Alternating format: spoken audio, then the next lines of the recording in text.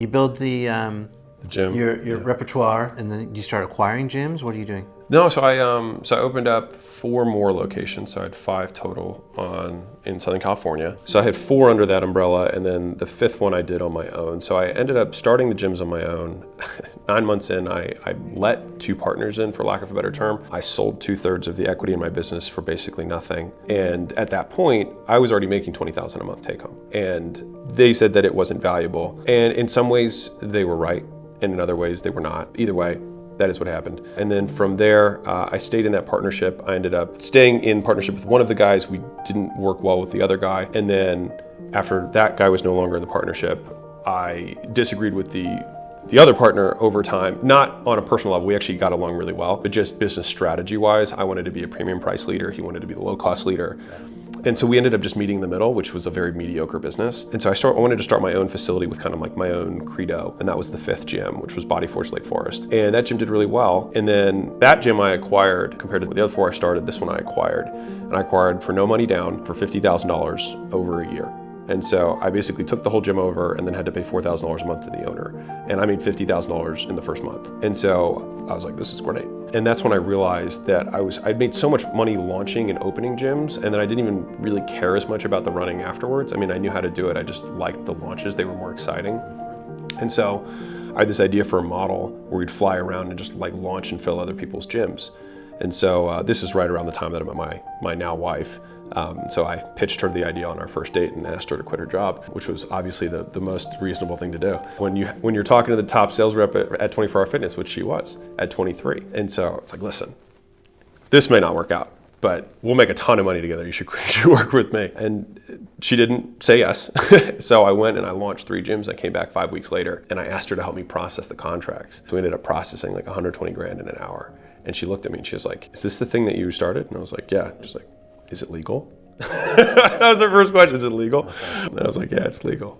And she was like, can you teach me how to do it? I was like, yeah. She's like, all right, I'm in. And so that was when she quit her job. And then she and I started launching these gyms together. We did that for almost a year. It's still a very, very hard time for me financially.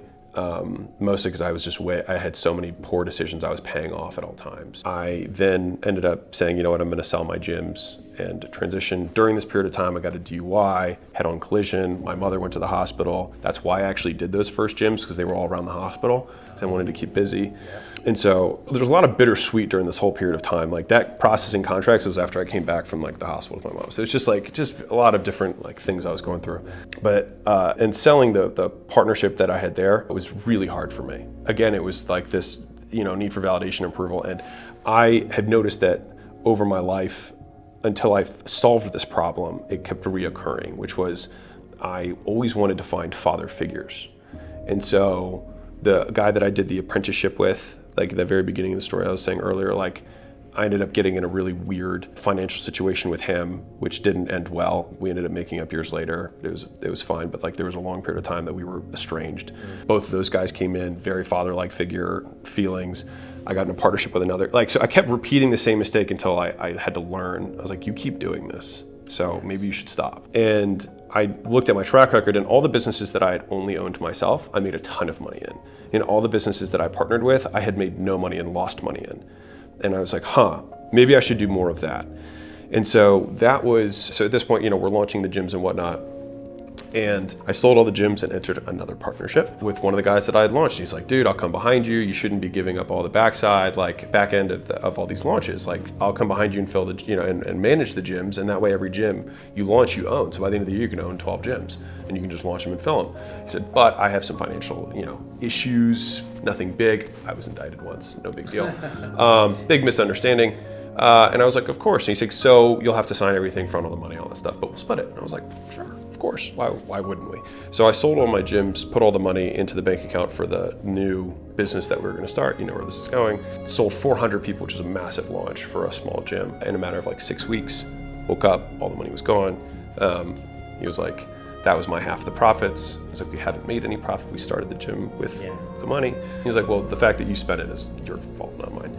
And so like that, all the money I had done from all my gyms at this point had been 4 years of my life was gone. And I was saddled with a gym that had no money in it, with 400 members and payroll that I didn't have money to pay for, and I couldn't sell people because if I sold them, I would have to continue to fulfill them, and I didn't want to own more gyms. I just sold all my gyms. Yeah. And so at that point, I sent Layla to go launch a gym in Hawaii. She crushed it. She did 100,000 and collected, and that was enough to fund all the refunds for all of the members to gracefully, which was not graceful, exit the facility. Wow. Yeah.